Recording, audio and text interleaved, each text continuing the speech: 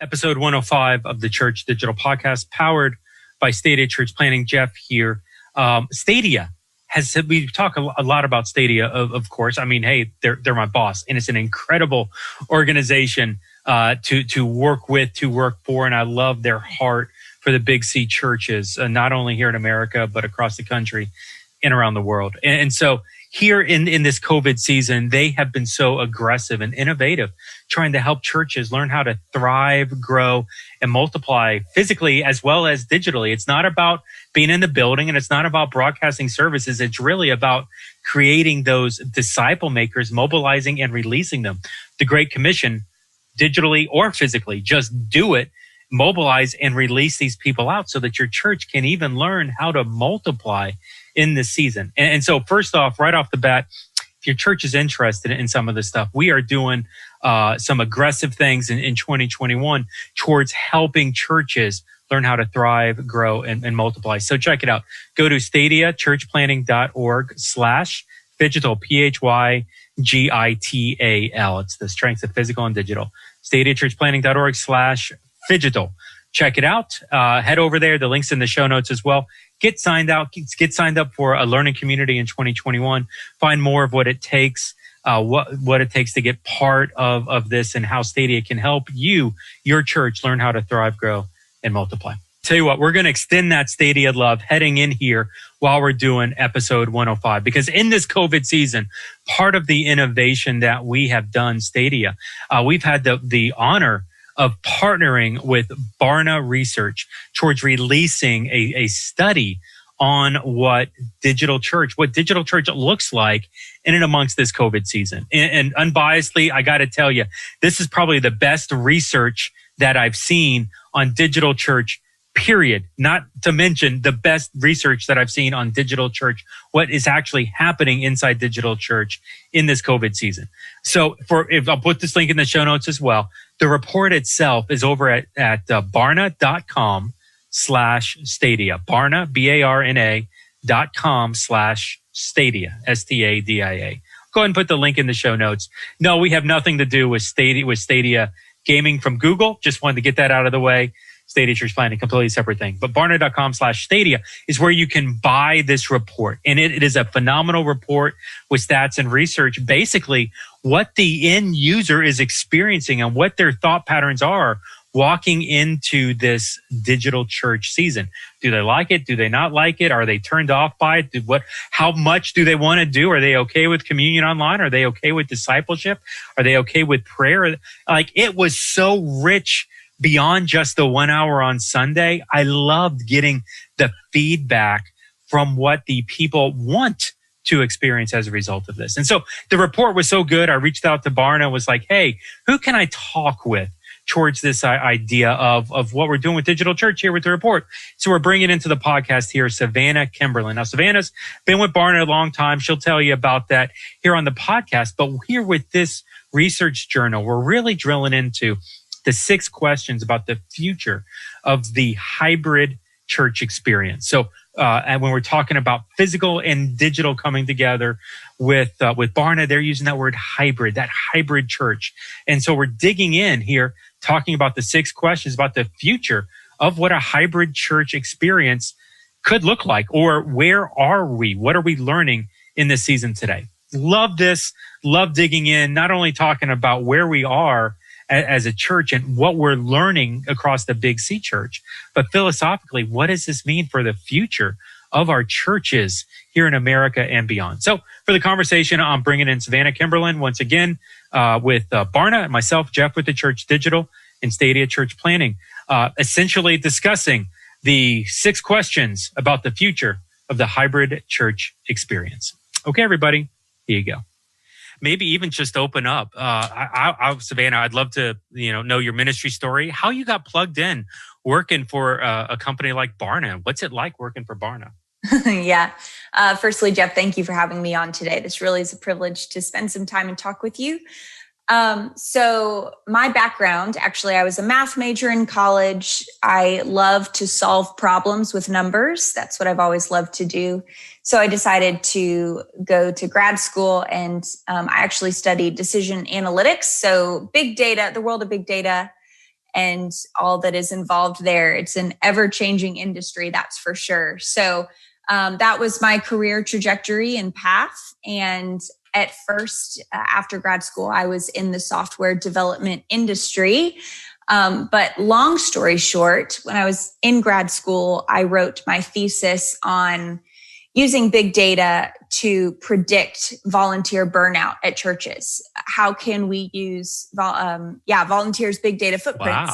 Wow. To predict whether or not they're going to stick around as volunteers. And Brooke Hempel, who's our senior vice president at Barna, actually caught wind of my thesis, and we grabbed coffee. And a couple months later, I joined Barna.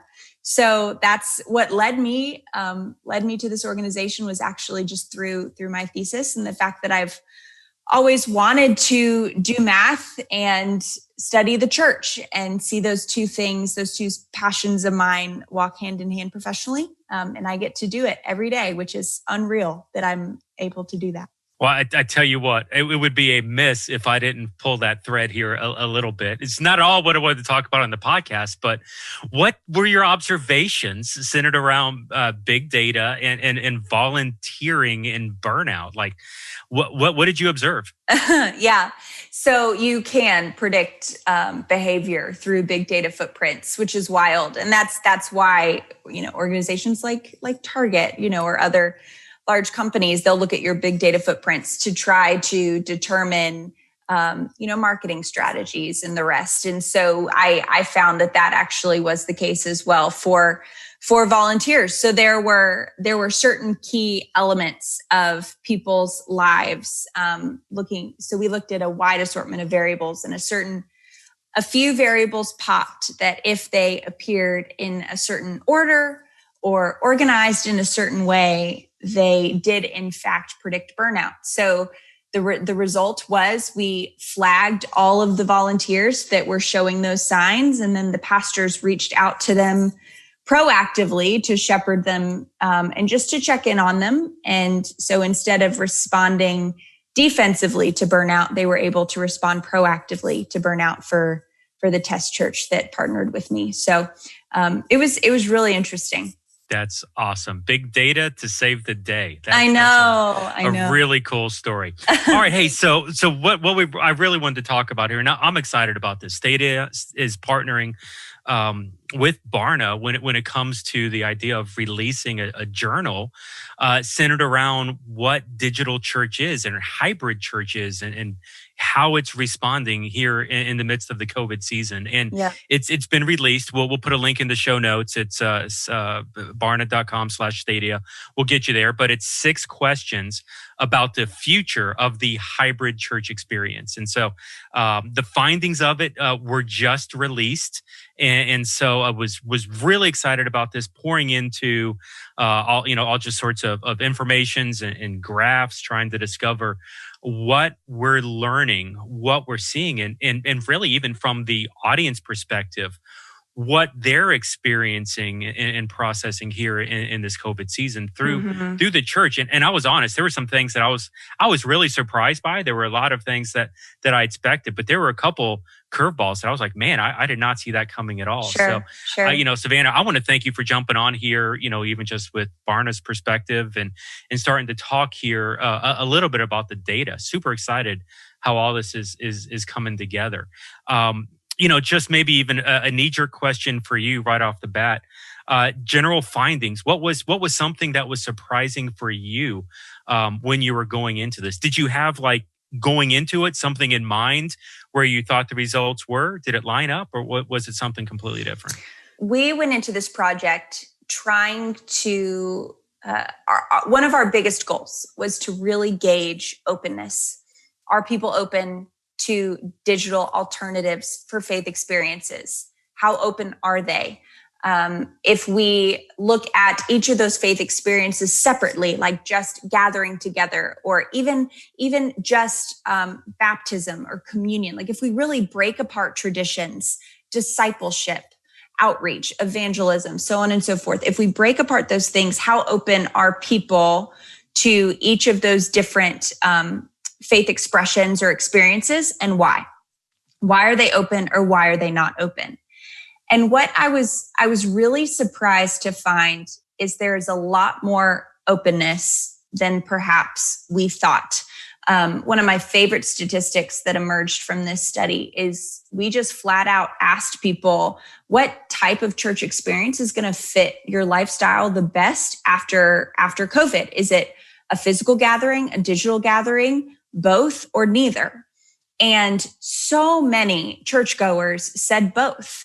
They acknowledge that a hybrid model fits their lifestyle the best. And similarly, we saw openness for discipleship digitally, and we saw openness for outreach digitally and communicating to neighborhoods and serving neighborhoods digitally. It was really interesting to see that one of our data points showed that especially because of the pandemic, openness has grown exponentially. And it really speaks to, I think, the moment that we're in, that on the backside of this pandemic, there will remain openness that was not there pre-pandemic. That's great. Looking forward to unpacking even more here. One of the things that I love about Barna, and just anytime you're dealing with big data, you're looking at the same data through different perspectives and wrestling with, okay, this vantage point versus this one and this one. Mm-hmm. And so you're very thorough with practicing Christians, churched adults, unchurched adults perspectives there. Generationally, Gen Z, millennial, Gen X, boomers, that perspective. Yeah. One of the things that I loved here was you also had the perspective of people who maybe had more of a bend towards technology and digital. And so like digital church openness was a phrase that you used in here. And so you were looking at the results through people who were maybe open to the idea of digital church and others that maybe did not, or not even digital church, but just digital in general. Some people who maybe were a little bit and less. Like, I would love to just know, how did you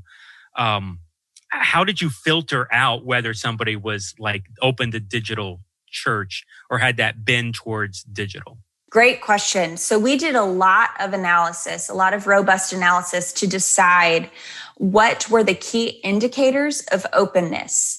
Maybe phrasing it a little bit differently, what were the key variables that if we cut the respondents by those variables, the divide would be as stark as it possibly could, right? We really wanted to create groups of people that looked different and had very defined traits and characteristics that made them unique. So in our analysis, we looked at a bunch of variables, and we found that some things that floated to the surface were that data point that I had just mentioned. So saying that hybrid or digital church fits your lifestyle the best, which is a very personal type of question, a very reflective question. And so we found that was powerful for people to voice their real world practical needs.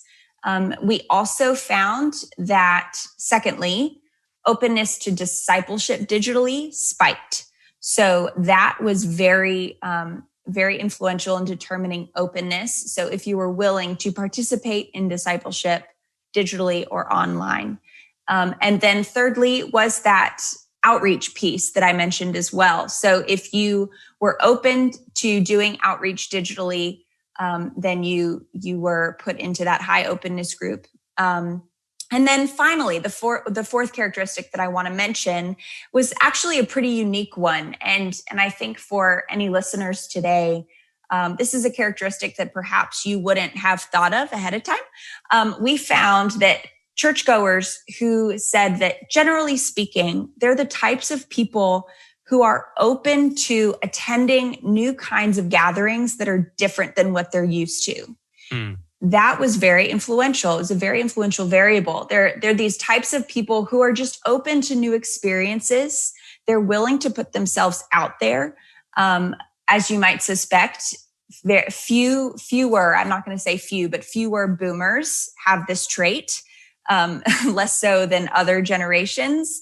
That doesn't mean no boomers have this trait, but fewer boomers have this trait. Just having a general openness to trying new things, trying new environments and new communities. So that those were four really defining marks, how we we defined openness. So if you showed that you carried all of those marks, then you were considered high openness. You had high openness. Yeah, and totally believe that there are more people out there that have a digital leaning that the church just hasn't even recognized yet. And I'm beginning to see some of that even through some of the stats that are coming up. Like you mentioned, digital discipleship or digital prayer being open to some of those experiences. Sure. Practicing Christians, right now, one of the stats that came out of it, practicing Christians, 20%. Are open to digital prayer experiences. When it comes to, and I'm even combining digital spiritual formation with digital discipleship, you isolated them.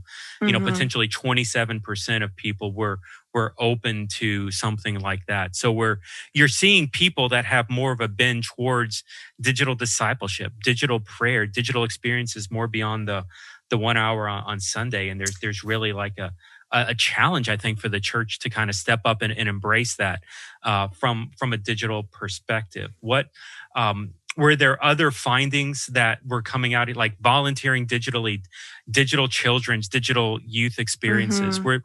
Were there other things that you were looking towards as, hey, here's a tell sign of somebody that's wanting to be more aggressive in the digital space? Yeah, I think so. I think certainly parents that are willing to disciple their children digitally was a telltale sign. I would say, though, quite a few parents are hesitant to do so, or even their youth, to have the church community alternative for young people today be digital solutions. And perhaps I think that reason is because we just need to get better at serving the youth of America digitally. That I think that's a way that churches are all looking to improve right now. And but we found that parents that are open to that are more inclined to be digitally open for their own personal spiritual development as well. A couple other indicators. We asked a question about, do you struggle to focus during a service? And quite a few people said that they did struggle to focus. However, the few people that were able to kind of cut through the noise and really connect with the community. And what I mean by that is emotionally connect in the sense where they were showing signs of saying, I feel cared for by my pastors. I feel emotionally connected and relationally connected to my community. If they exhibited those signs, they were able to cut through that noise of being distracted or struggling to focus during a digital spiritual experience. And they showed more signs of openness because they were emotionally connected and were able to cut through those distractions. Yeah, that was one of the surprises for me, and I don't have that slide up in front of me, but the high percentage of people that felt connected and cared for by the church, by the individual pastors, by watching that digital service. I wasn't expecting that level. I was expecting, that they needed more engagement, more two-way conversation, more individual approach, but per your report, looking at the individual attenders, digital attenders, they felt cared for even by watching that online service. Yeah, I think we were surprised by that data point as well. I remember having some conversations internally about that data point. But I think also we need to realize that the definition of what does it mean for a pastor to care for a congregation is different right now. And when we say I'm connected to my community, that's different right now than even what it was 9 months ago.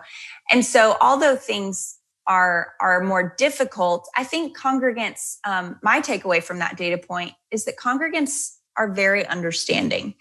They understand that pastors are doing the best that they can. And we saw in some other data as well that congregants are just appreciative that pastors are really trying right now. They're doing the best that they can. They're looking to innovate and grow. I mean, the number of churches that are innovating for the first time in years during this pandemic, it's really remarkable and admirable.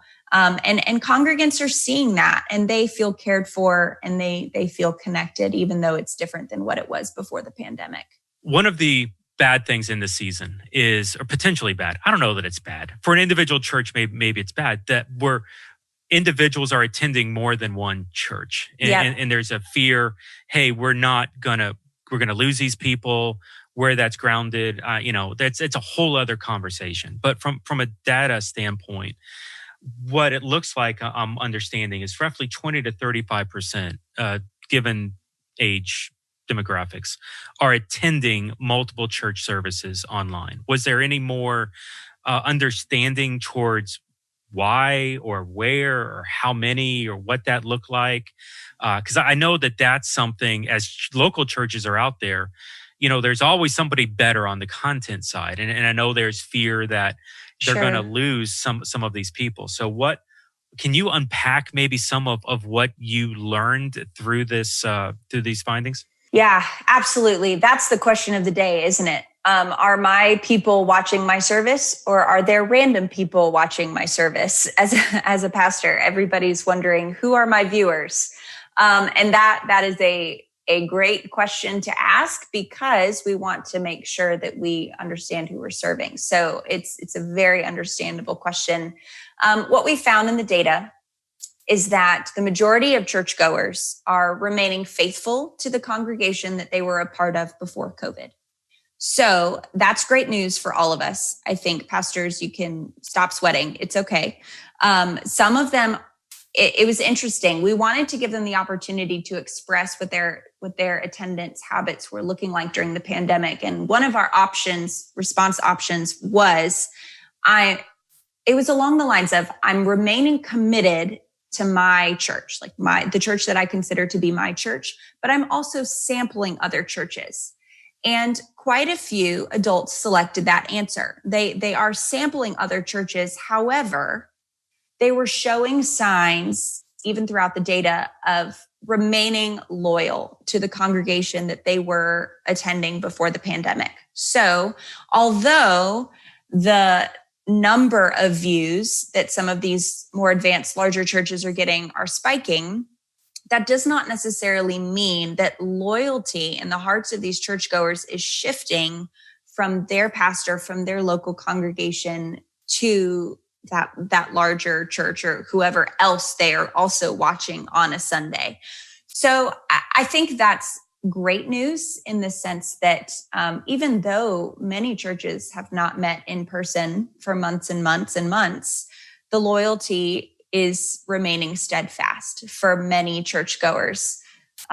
So that's really great news for the pastors of today.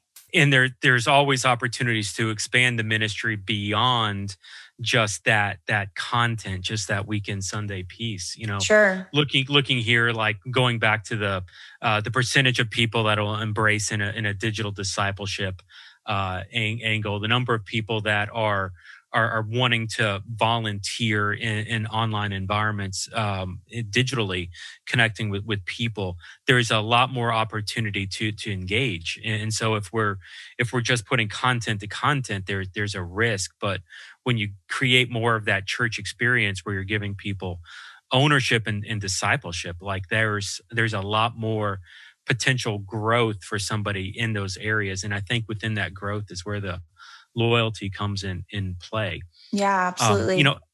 And I know one of the things that I'm excited about with you is with where Barna's going is more than just a digital church. Like it feels like there's a suite where there's more reports that are going to be coming out digitally, evangelism, discipleship, right? You want to maybe update a little bit on those? Because I'm excited to see this whole thing develop. Yeah, absolutely. So this hybrid church journal is one of many that we hope to publish. So we are releasing a State of the Digital Church series because we know that so many things are disrupted. So many different facets of the faith experience are being innovated right now digitally. So we wanted to really explore them piece by piece. So as of right now, the hybrid church was our first journal that we launched with Stadia.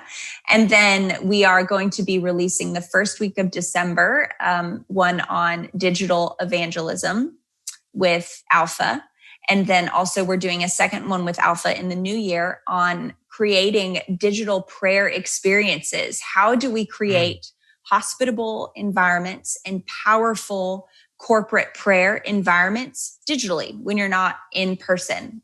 So those are two more journals that we have teed up right now, and we hope to do even more in the future into 2021. It's exciting because you're starting to get like a more richer picture of what church is, more than just that weekend service, creating that digital community, that digital discipleship, that digital prayer. We recently did a podcast. Greg Nettle, president of Stadia, he asks me every time I see him, he's like, "Hey, where have you seen the tangible presence of God happening online?" And he's not asking for like the weekend service update. He's asking for, where is God moving? And that's more than just a content thing. And by Barna doing research and digging into the disciple making, into the weekend serve or the prayer moments, we're starting to explore more of this space other than just what's happening kind of within that Sunday morning 9 a.m. Look and feel. So that's really exciting. One of the things I'd love to maybe pull the thread a little bit on is, and I don't know if your stats show it or if you can provide any leanings towards it. You shared the stat with me, 75% of people attend a church that's less than 250 in attendance. In this COVID season, pre-COVID, by far the vast majority of people who were doing anything online had more of a mega giga church mentality. But out of necessity in this COVID season, a number of churches pivoted and had to get online quickly of all sizes. Some of my closest friends are lead pastors of churches, under 100 that are doing something digitally. Is there any awareness or stats centered around the size of the church, or how a smaller church is going to embrace an idea versus a bigger church? Did you get any findings in those areas? Yes, certainly. So the hybrid model, or incorporating digital into the way that you did church in some form, was already a part of the equation for many churches, about 500 in size or larger. But all of the churches that were smaller than that, and for sure the churches that were 250 or fewer, very, very few of them had a digital strategy before this moment. And if they did, they were ahead of the curve. And reasons for that, I think we need to understand where these leaders are at. Their initiatives are volunteer-led. They have very small budgets to work with. Their focus is highly, highly pastoral, intimate relationship with their congregants and walking through life with their congregants in these smaller congregations. And you're right, Jeff, we do need to remember that 3 out of 4 people that go to church attend a church that feels like this, that's small, that's volunteer-led, that maybe has one person on staff, maybe.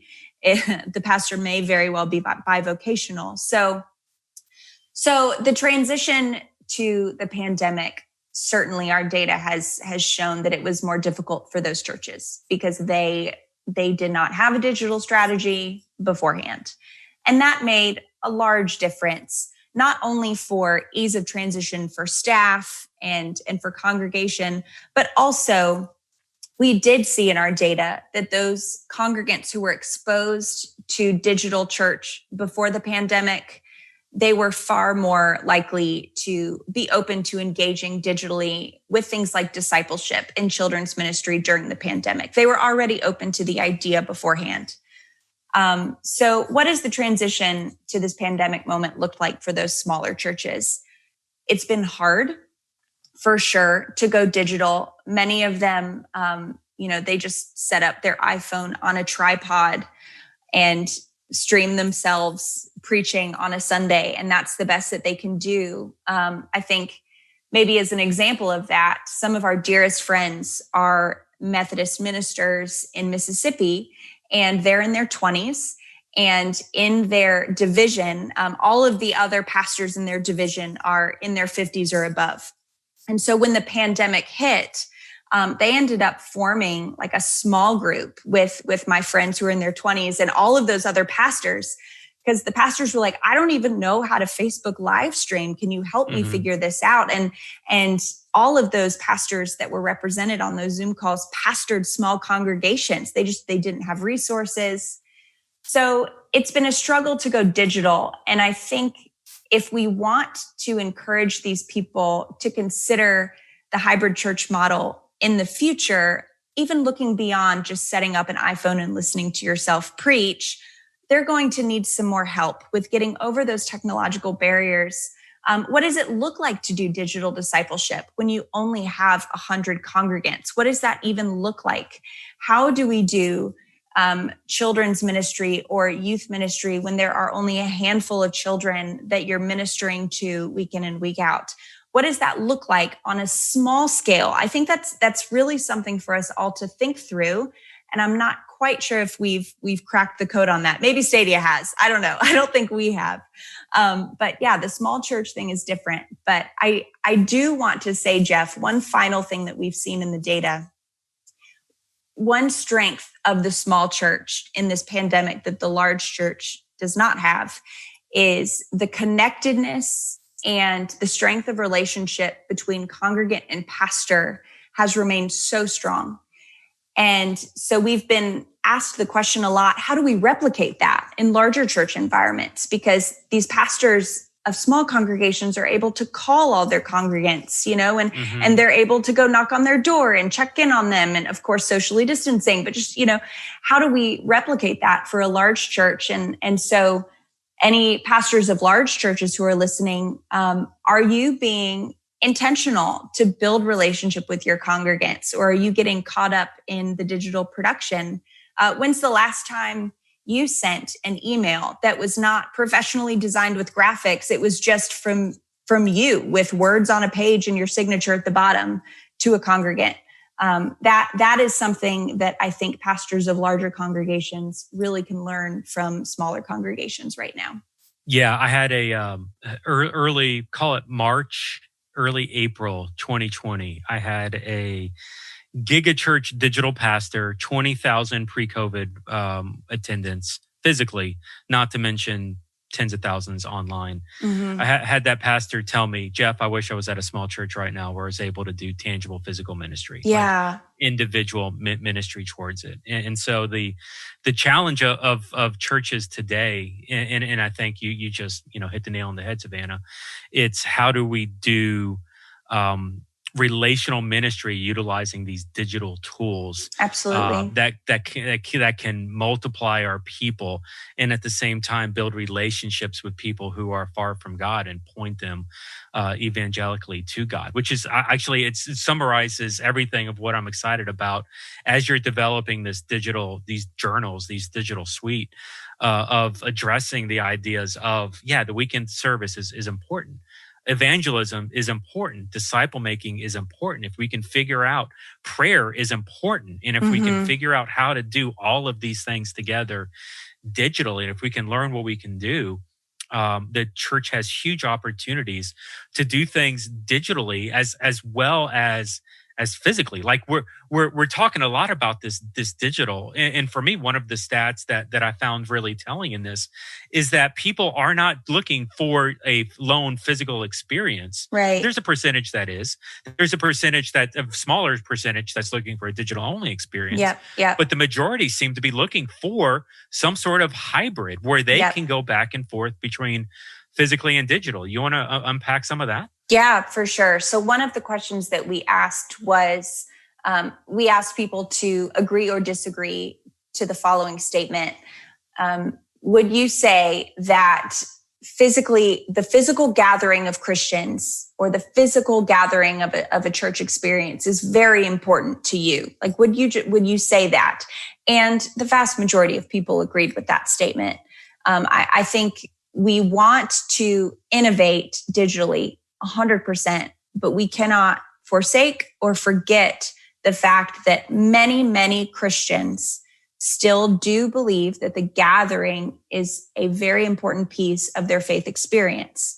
So we have to keep that in mind, that that's how people are feeling, that is what they're wanting. However, you're exactly right, Jeff. Alongside that statistic, 42% of millennials said that they are looking for a hybrid solution for their lifestyle, for their church engagement after the pandemic. 42%. So we have to understand that there's this need for connection. There's this need for gathering, of course, because we're humans. But at the same time, they are looking for flexible solutions. So I would say that was probably one of the largest findings of putting the digital and the physical next to each other and analyzing them side by side. Physically, we want our traditions that are dear to us, like weddings and funerals and visitations, and we want to gather with other believers. For many liturgical denominations, of course, we want to take the Eucharist together, right? Like that is really, really, really important. However, we want flexibility. And on the digital side of things, we believe that innovation is totally the answer for the future, because I can still get community and intimacy of relationship and a powerful worship experience. I can still get those things digitally. So I certainly, I'm not willing to, we saw respondents say, I'm not willing to compromise really on either. I would like to have both. You know, your boss, David Kinnaman, who I have the utmost respect for. Mm-hmm. He just recently went through a loss of his wife to cancer. I'm blanking on the type of, it was brain cancer. Wasn't it? Brain Mm-hmm. cancer, yeah. Yes. And so just seeing him go through that tragedy and just from the outside, how he was, still doing ministry and holding strong to Christ in that season was very telling of kind of the calling that he has on his life. Yes. I've heard him say this a couple times on different podcasts, and I've heard other people quote him on saying this on other podcasts. But essentially, 20% of churches shutting down, but 30% of people are going to disconnect from the church. As a result of this. And I've heard him, use strong languages like mathematically it's gone. Short of an act of God or radical disciple making, we're losing 30% of people out of this mathematically. Yeah. Mm-hmm. And so your report here speaks towards that church dropout. Yeah. And just I would love to maybe even just open it up here. As we're looking at these church dropouts, what are we observing? What trends can we do to turn the favor? Hey, that radical disciple making's an awesome idea, but what else are we learning here about these dropouts? This 30% that Kinnaman's speaking of. Yeah, well, that's certainly the question, isn't it? How do we win these people back? At the end of the day, when all is said and done and the pandemic passes, we're going to have to win some people back. And I think we need to be realistic about that. And I think a lot of pastors were perhaps short-sighted, even as they were trying to predict when they were going to reopen. We had lots of people say, oh yeah, it'll be March. Yeah, it'll be April. And my encouragement would be, let's prepare ourselves for the long game with winning people back, maybe a little bit better than we did for preparing for reopening. So that's just one little piece there. But yes, the dropouts, it's an interesting group of people. So how we define dropouts in this journal is people that were actively connected to a church before COVID and say that they have never attended a service, either in person or digitally, during the pandemic. They haven't attended at all. And I think we need to be realistic and know that a good chunk of those people, they are distancing themselves physically for health reasons.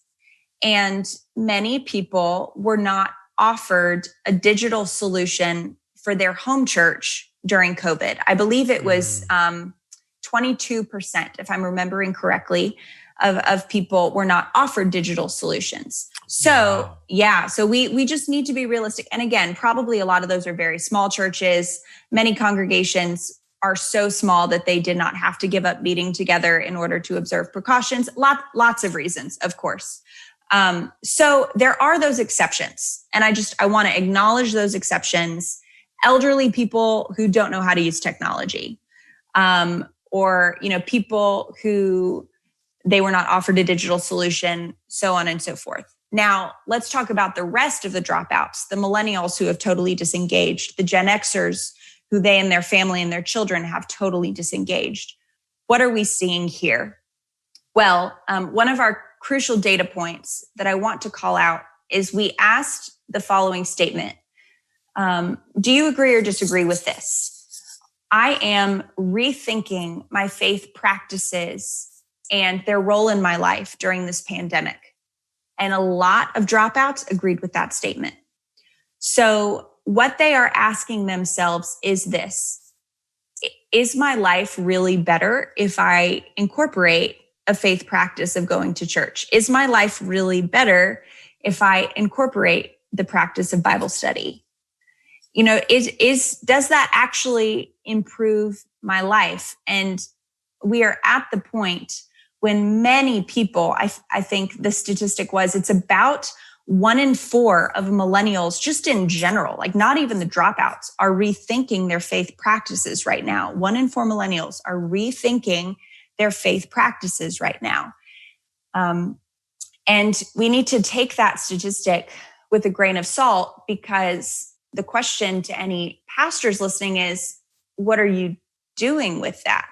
Like, people are really wrestling right now. What is the value add of attending a church? Maybe we need to remind our congregants of why being connected to a body of Christ is so important. Really, how is your life improved by being a Christian, but not just being a Christian, but being involved in a faith community? What is the value add there? So that's really interesting. But I also do want to just suggest that maybe not all hope is lost. We asked the question, do you plan on just returning back to your faith practices when the pandemic is over? And a lot of the dropouts, the majority of the dropouts said, yeah, I'll return. However, the jury is still out on whether or not they will. Yeah. And I think we need to begin thinking now about what that reentry is going to look like for these people. It's not just hop back into the middle of things. What discipleship or shepherding strategies are we going to need to innovate and dream up to re-engage these people? I mean, we're going to need to teach them to ride their bicycle all over again. Yeah, there's a danger. One of the stats that was in here, and I'm clicking through the slide deck trying to find that I couldn't, but you would probably know it. Where there was a very large percentage of people that were spiritually feeding themselves without getting connected to the church body. I forget what the exact phrasing is. Do you remember the specific stat that I'm referencing? Yes, I'm growing spiritually in ways other than attending church during the pandemic. Mm-hmm. Yeah, and that can be heavily encouraging because now I'm beginning to see multiplication happening, if in fact that's what's happening, or if it's now falling away from spiritual things just out of lackadaisicalness or not. And so to me, that was the great unknown stat. Like, I would love to have asked maybe 3 or 4 qualifying questions afterwards to try to discover, why do you feel that way? What are you doing to quantify that, just so that we could get a gauge on what people are doing. If they're diving into scripture, if they're having these awesome prayer times, if they're learning how to be disciple makers and getting out there and investing in communities and reaching their circle of influence for Christ, that's awesome. Like we need to celebrate that victory. And maybe that is happening, but I would love to just be able to unpack that one thing and say, hey, if you're spiritually growing without the church, what does that look like? And what can we learn from you? Because we may need some help.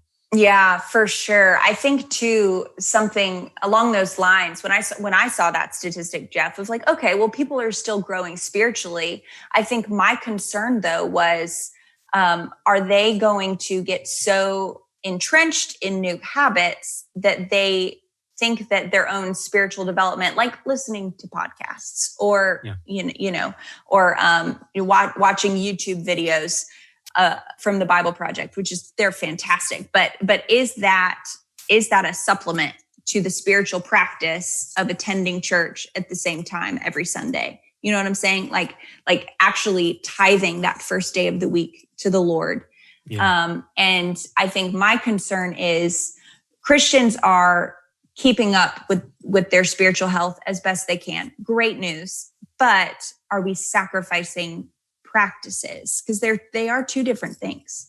And it all comes down to is church that 1 hour on Sunday, or is church absolutely the community that meets 168 or that's active 168 hours. Yeah. And that's why a full-blown hybrid strategy right now is even more important, because we want to continue to communicate to these people. Your church is an active partner in your spiritual development. It is not just coming on Sunday. And if the church can remain a consistent presence when we're talking about spiritual development, not just practices, but spiritual development, then I think that bridge to get back to quote unquote normal, whatever that means, is going to be easier for these dropouts, especially. We got a long road ahead. It's funny, back in March, I remember I was speaking for a conference for American Bible Society or something, like right when this thing hit. And it was, hey, you know what? Could you imagine if we had 2 weeks where we wouldn't go anywhere? And just, could you imagine what we could make of ourselves if we really just spend 2 weeks on our spirituality, on delving into scripture on our own? So that was the thing. And it was funny at the time, like the heads of the conference, they were like, we don't know that we want you to say the 2 week thing, because what if it's like 2 days and it's like just and now it's like we're I don't know, month 7, 8 into here, right? 2021, and we're spiking in different areas and going up, and I don't know. I think we're going to be doing this for a while, and so church embracing that hybrid approach in those hybrid environments, the figuring out how to do the physical, figuring out how to do the digital, figuring out how to get them to work together is going to be so important for your church moving forward, because people are not just looking for a physical experience. My physical church is meeting right now, and I'm not attending my physical church. That doesn't mean that I'm a bad spiritual person. That's not saying anything about my spiritual walk. It's just saying I don't feel safe in the building. And so as a result of that, I'm going to continue, and my family's going to continue to engage in digital space. And so, Savannah, I just want to thank you and Barna for taking the time to shed some light on what's actually happening there. So often we hear the individual stories, but now to have, stats to really start to define what this looks like, and for us to interpret, learn from, and figure out the next steps is hugely important. So even just as we're landing the plane here, any closing thoughts or any like crazy stat, something that I missed that was just a huge surprise for you? Crazy stats. I need to think through that a little bit more. But maybe as one closing remark, I would encourage any pastors or listeners today, if you want to unpack these 6 questions about the future of the hybrid church experience, I would highly encourage you to get the journal. It's 40 pages long, beautifully designed with lots of charts. You can read it in one sitting. So go to barna.com and you can find that in our store. But okay, Jeff, one crazy statistic. I think for me, and I guess this is a bit of a teaser for the report that we're releasing in January on prayer. I am shocked to see how open people are to prayer experiences digitally. They find it to be safe to participate digitally in a prayer experience. They're really interested, especially in the idea of one-on-one prayer digitally. That's something that a lot of people, even unchristian people, are very open to right now. And so I think maybe a practical takeaway is, are you incorporating prayer into your digital strategy? So maybe that's something that we can learn together alongside you guys in the upcoming months, because that seems like a really critical piece of the puzzle that maybe a lot of people aren't considering. Yeah, I'll be honest, and completely speaking the truth here. The most in touch that I've been with God in the past 6 months throughout this COVID season was a digital prayer experience on Zoom with 6 guys from around the country. Yep. And I'm a live production guy. I'm a video producer. And so part of me, when I say that, it's like, okay, the quality standards are ugly. There's got to be better ways to make it better, and so like I start nitpicking on what it was. And it's not, and part of me wants to say it's not part of what a digital strategy should be, but I cannot get away from this fact of I felt more in touch with God when 6 guys scattered across the country were going through a 2-hour prayer experience, exactly what you're describing. And so I think that we are just starting to scratch the surface of what's happening by doing our online services. And the more that Barna, that you guys are pulling the thread on some of these other things, the more that we on Stadia side are kind of championing the idea of more than just the experience that we're creating on Sunday. I think this is where we really start to create a church that can exist physically and digitally, that coexists in that hybrid environment. And so,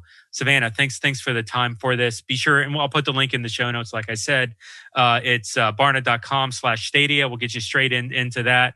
And that'll be a great place for you to access to buy this journal, phenomenal stuff up and down throughout it. So Savannah, thank you for the time. Thank you. For Savannah, this is Jeff with theChurch.digital and Stadia Church Planning. Thanks for joining us today, and we'll see you next time here at the pod. You all have a good day.